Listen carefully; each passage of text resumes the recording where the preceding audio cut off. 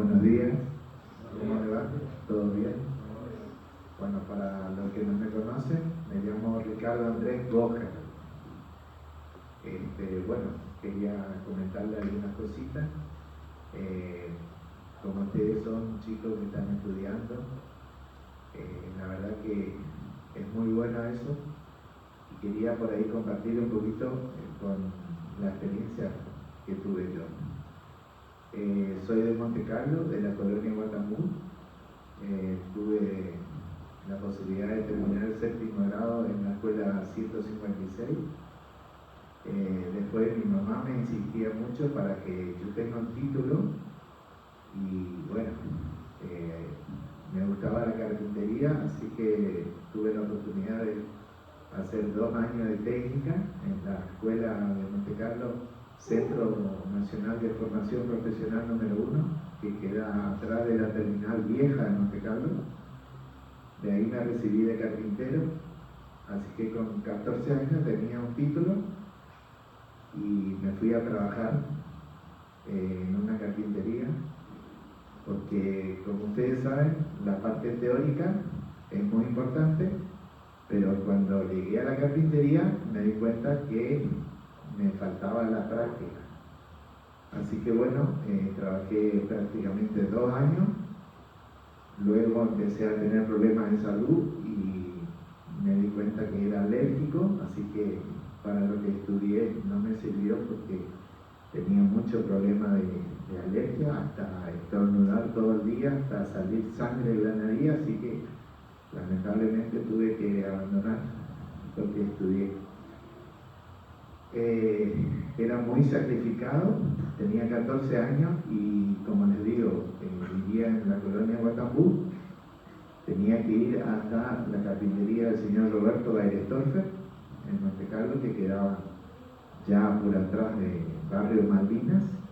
Tenía 12 kilómetros para ir en bicicleta todos los días a mi trabajo. Así que me iba a la mañana, llevaba una cosita para comer, al mediodía un poquito, y volvía a la tardecita después de todo el día de trabajo. La verdad que era muy sacrificado, bueno, pero yo quería aprender. Y bueno, pasó los años y tuve que abandonar porque no me alcanzaba para comprarme una muda de ropa por mes. Así que mis padres me dijeron que vuelva de vuelta a la chacra. Bueno, pasado el tiempo, mi intención era tener algo propio. Como me gustaba mucho trabajar en la chacra, le insistí a mis padres para que me compren una chacra para mí. Y bueno, hasta que después de varias luchas, me quisieron dar el gusto. Así que bueno, se organizó para comprar una chacra. No cosechamos la hierba 1 año, dejamos para completar el otro año para que rinda más la cosecha. Nosotros éramos productores de tún. Hay por ahí mucha gente que no conoce la fruta del tún. Nosotros teníamos más o menos 43 mil kilos por año de cosecha propia. Guardamos todo el tún en el galpón, hicimos otro galpón nuevo para guardar la cosecha del año que viene, cosa de juntar la plata para comprar la chacra. La hierba se cosechaba en febrero, y en octubre, ahora en octubre va a ser 36 años, cuando estaba todo proyecto con la chacra, con todo, vino una tormenta en Monte Carlo. Cuando voló el Club Huracán de Monte Carlo, esa noche nosotros perdimos todo, pero todo, literal, como ustedes se pueden imaginar. Dado así que teníamos animales de ganado, en nuestro caso algunas vacas estaban arriba en los árboles. La tormenta le levantó y le incrustó entre los gajos, muerta por supuesto. Esa noche perdimos todo, llámese pinales, yerbales hermosos que teníamos. El tún se peló hasta la raíz, no sirvió más, se perdió todo. Así que bueno, un mes, 2 meses, 3 meses usamos todos los haberes que había, los ahorros, los combustibles. Mi papá tenía tambores de gasoil en el galpón, empezamos a usar hasta que no había más ni 5 litros para una motosierra para poder cortar los caminos, para empezar a ver qué hacíamos. Así que yo no aguanté más y salí al pueblo a buscar un trabajo. En Monte Carlo, la señora Olga Acuña era una dentista, a lo cual mi mamá fue a preguntarle a ella si ella no conocía a alguien que le podía dar un trabajo, porque yo no quise saber más nada de la chacra. Y ahí me conseguí un trabajo en una mueblería que era de Dachke, de Monte Carlo, lo cual trabajé ahí, empecé como limpiador de piso. Y a los 2 meses ya me empezaron a dar el auto, a hacer trámite acá, allá, banco, correo, municipalidad. Y a los 7 meses se abrió una sucursal acá en Banda, lo cual vine yo acá, que estaba al lado del kiosco de Damián, si alguno recuerda, o los padres le habrán contado. Bueno, vine acá y estuve 1 año y 7 meses. Lo cual en la fiesta de Monte Carlo, en la fiesta de la flor, eran 4 días siempre la fiesta. Mi patrón tenía un stand ahí y nos llevaba a uno a otro en los stands. Bueno, siempre que estaba yo me gustaba atender a la gente y vender, y tenía suerte de vender. Así que la mayoría de las veces cuando había fiesta le ponían a otro en mi lugar y me llevaban a mí para atender a la gente. Eso hizo que yo me dé cuenta que me gusta atender, digamos, a la gente y me iba bien. Entonces, pasado el tiempo, una persona me dijo que si a mí me interesaba trabajar en eso. Hola. Entonces me dijo que si a mí me gustaba trabajar en eso, que él tenía una posibilidad de hacerme una pata con una persona que me dé una consignación. Una consignación, ustedes saben, me dieron un negocio, elegí las cosas que yo quería tener y eso me dieron para pagar más o menos entre 3 años, 4 años la consignación. En ese momento, en el año 94, eran $30.450. Nosotros no teníamos medio, pero mi papá firmó como garante. Así que al año y 8 meses pude cancelar esa consignación y le devolví el documento firmado a mi papá para decirle que no le defraudé. Bueno, ahí empecé en 94. Varios años, por ahí tuve que pagar con mis errores y algunas cuantas cosas no me salieron bien porque no tenía estudios suficientes, tenía ganas de trabajar, entonces tenía que buscar una persona que me haga tal cosa, otra persona para que me haga tal cosa. Y yo solamente lo veía de afuera, o sea, si necesitaba una planilla de stock o de pedido o algo, lo tenía que hacer todo con el lápiz y birome o papel, porque no sabía, hasta 8 años después que abrí mi negocio, no sabía prender una computadora. Buscaba una persona que sí sabía y le decía, necesito esto, y me hacía. Pero hoy estamos viviendo en otro momento, así que todos los chicos manejan muy bien, tanto celular como computadora, que eso facilita en muchas cosas, las cosas para administrarse y para el conocimiento de cada uno. Imagínense que en el momento que yo abrí mi negocio no tenía celular y hacía alrededor de 9.000 kilómetros por mes fuera de horario de comercio. Realmente es un sacrificio. Hoy se gana mucho tiempo con el celular. Prácticamente 2 años después que tuve mi negocio propio, tuve mi primer celular. la verdad que fue un antes y un después, porque ya cambiaban las cosas. Así que bueno, hoy le digo a todos que lo importante que es el estudio. El saber no ocupa lugar. Y tal vez uno se reniega hoy por hoy porque uno no se imagina, pero el día de mañana se van a dar cuenta que todo lo que ustedes aprendieron y le insistieron y le volvieron a insistir para que puedan lograr lo mejor, le va a servir en la vida a todos ustedes. Bueno, no sé qué más les puedo ir diciendo.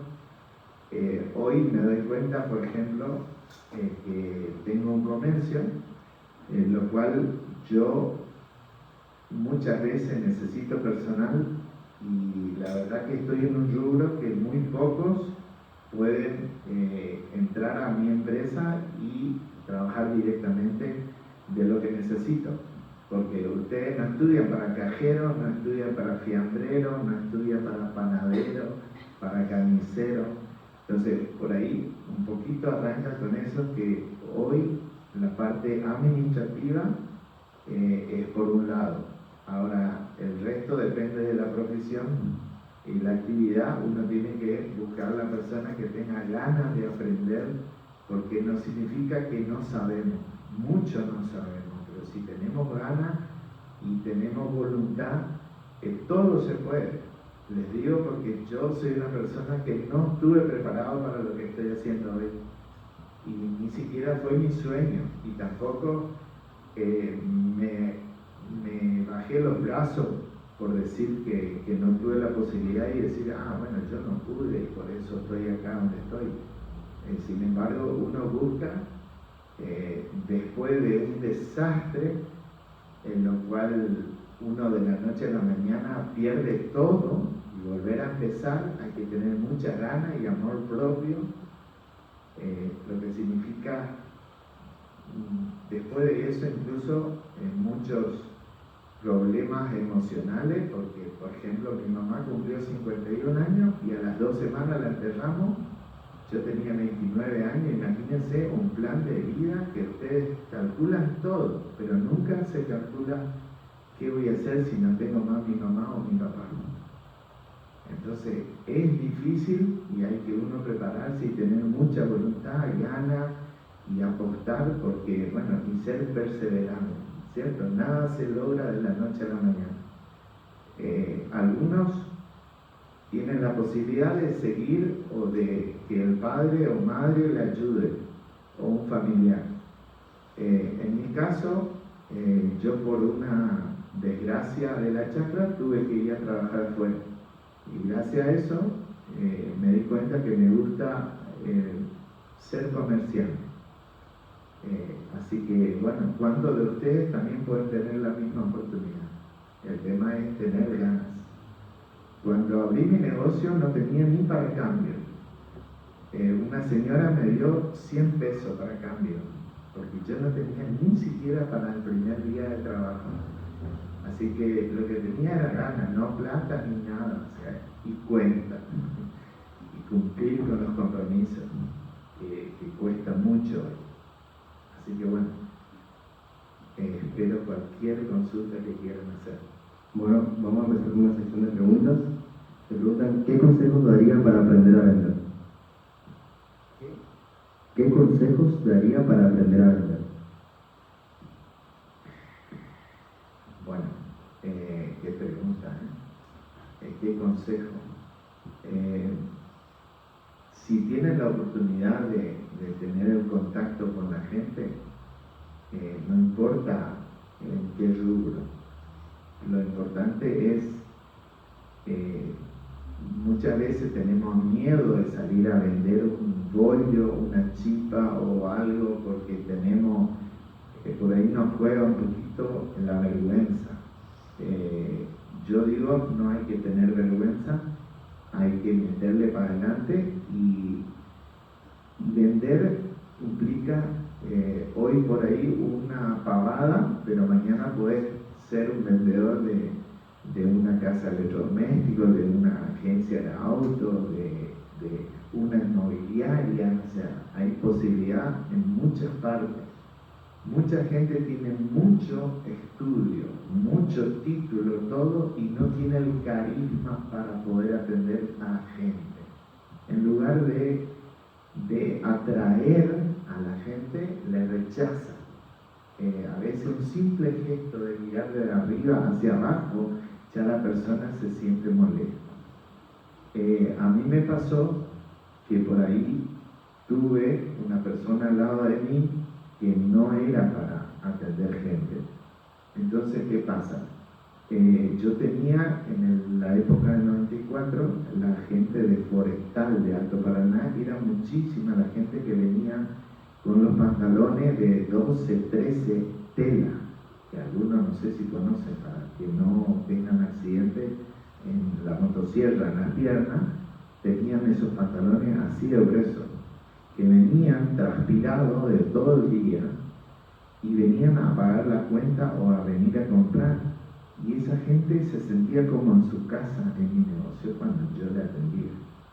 Otros pasaban de largo cuando no me veían.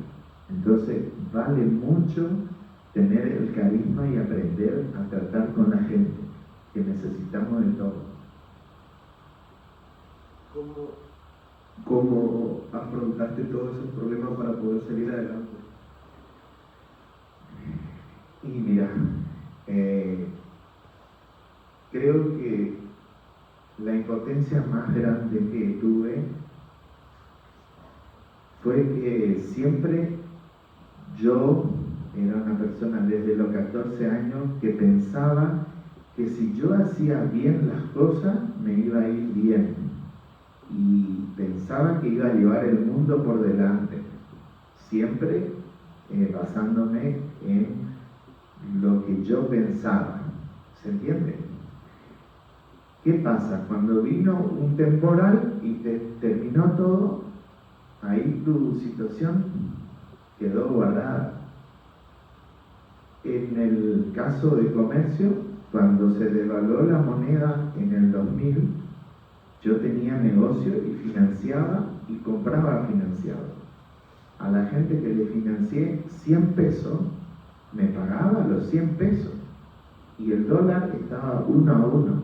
Cuando de repente, un miércoles, después de 2 días que no había banco, abrió a 3.90, o sea, digamos 4. La gente que me debía 100 pesos me terminó pagando los 100, pero para mí era 25. En ese momento, más o menos allá por el 20 de noviembre, yo compré una camioneta Toyota 0 kilómetros de contado en Toyota en Posada.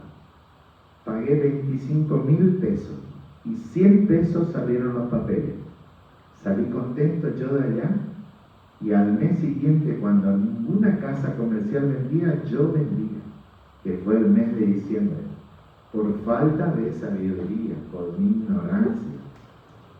En enero cambió el dólar y yo quedé con mi deuda en dólares y con mi crédito de la gente en pesos. Imagínense ustedes, yo tenía $186.000 en la calle, lo cual hice 60 y pocos mil, el resto perdí todo. Saquen la cuenta, 25.000 pesos una camioneta 0 kilómetros y yo perdí 125, son 5 camionetas Toyota 0 kilómetros. Imagínense, hoy serían 450 millones de pesos. Y tener ganas al día siguiente de levantar y seguir. La impotencia más grande es de que el problema que pasó no pasó por influencia mía, porque yo hice mal las cosas, nada. Pagué los platos rotos, tuve que vender mi casa, ir a vivir arriba al negocio en un depósito, usando el baño del negocio, porque no tenía nada más, pero pagaré la cuenta. Entonces, la impotencia más grande de todo es cuando te pasan cosas que vos no podés controlar. Y eso estamos, a algunos les puede pasar, a otros no, a algunos más pronto, otros más tarde, pero estamos pendientes a eso.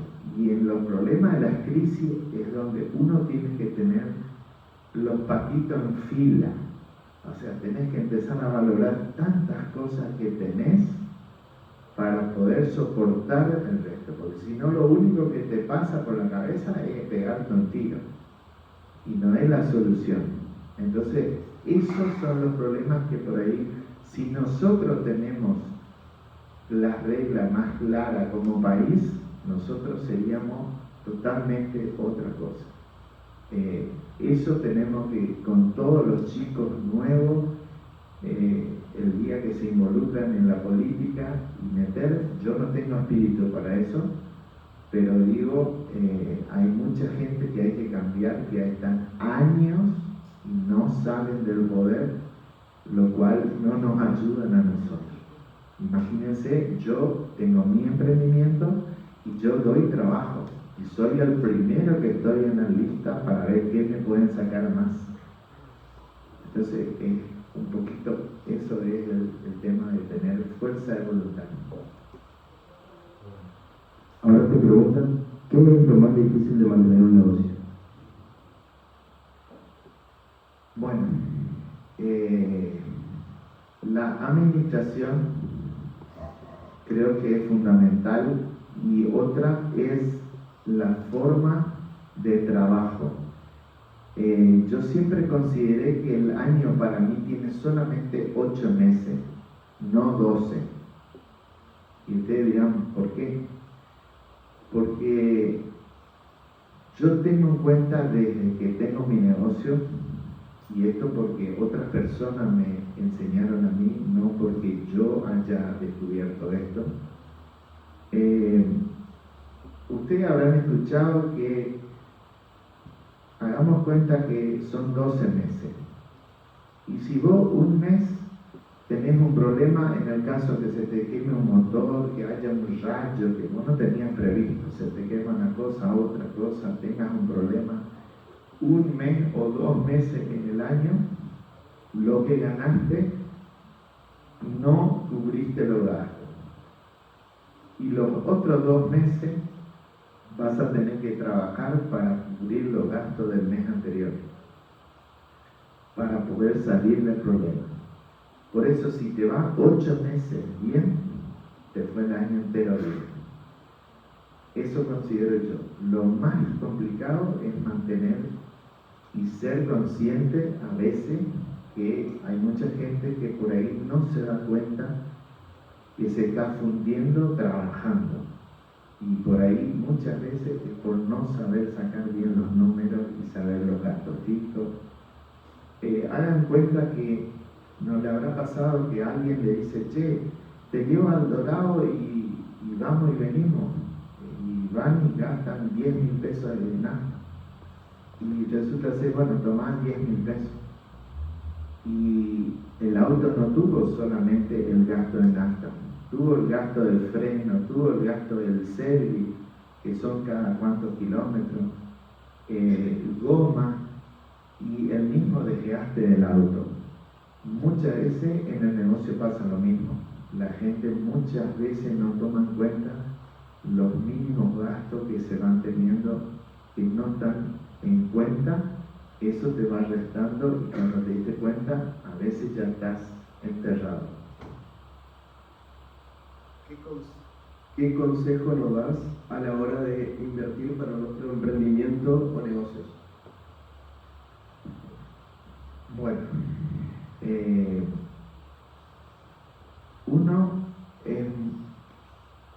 yo digamos que siempre traté de ir invirtiendo en algo que no hay, por ejemplo.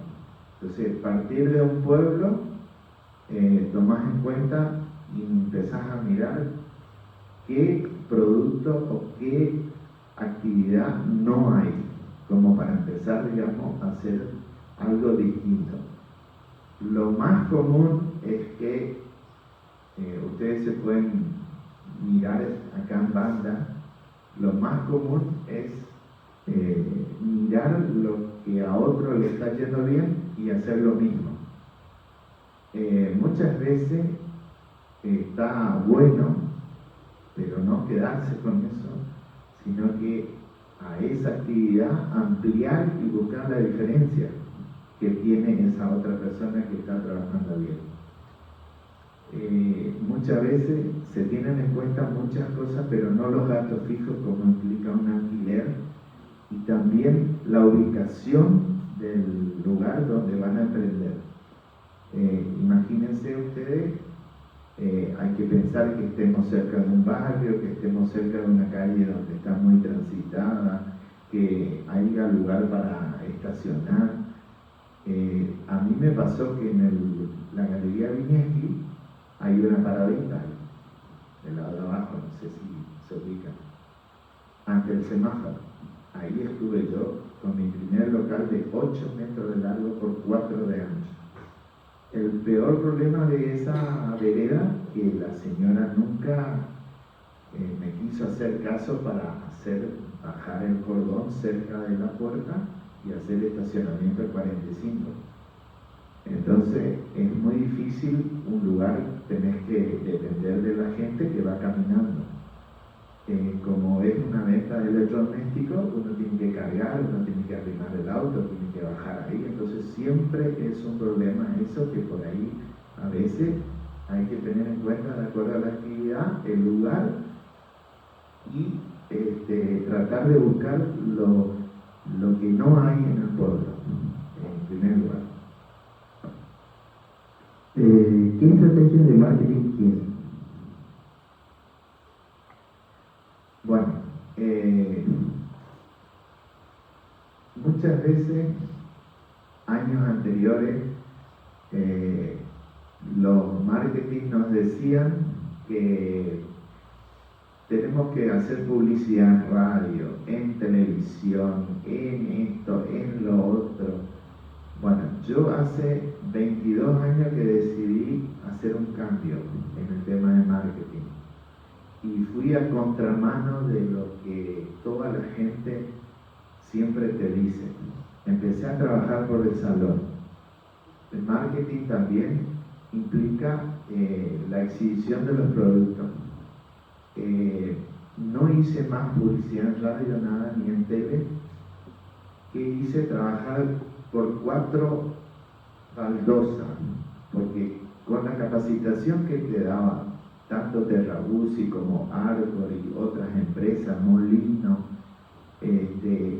las capacitaciones que te daban siempre te hacían, te inculcaban a los negocios a hacer las promociones dentro del local. O sea, llámese una pila de un producto con un cartel importante, entonces mucha gente compra por impacto, otra gente compra por impulso, y entonces eso te repercute, para mí, mucho más que una radio. Hoy muy poca gente mira tele y mucha gente tiene celular, redes, entonces la publicidad va quedando cada vez más. Bueno, vas a ir a un mercado a ver el producto que en la radio dice el mejor producto, la mejor calidad y el mejor precio. La gente no necesita escuchar una radio para ir a un supermercado. ¿Qué hace? Va al supermercado, ve y saca su conclusión. Tal vez hay diferencia entre uno y otro, pero la gente evalúa muchas cosas, desde el servicio, la atención, la exhibición, la limpieza, la higiene, la variedad. Entonces, en la góndola muchas veces se ve que acá hay una góndola, acá hay otra góndola, está llena todo el frente, atrás está hueco, y otra que el producto termina acá y la góndola de acá empieza la otra de arriba. Hay un pedazo que está muerto y eso te está ocupando el lugar en la góndola, en cualquier actividad. Es importante a veces mover los espacios y hacer uno más abajo, otro más arriba, para que el producto entre medianamente completo. Eso le da otra imagen a la góndola y ayuda a todo el comercio. Bueno, eso sería todo, Ricardo. Muchísimas gracias por venir. Bueno, eso es.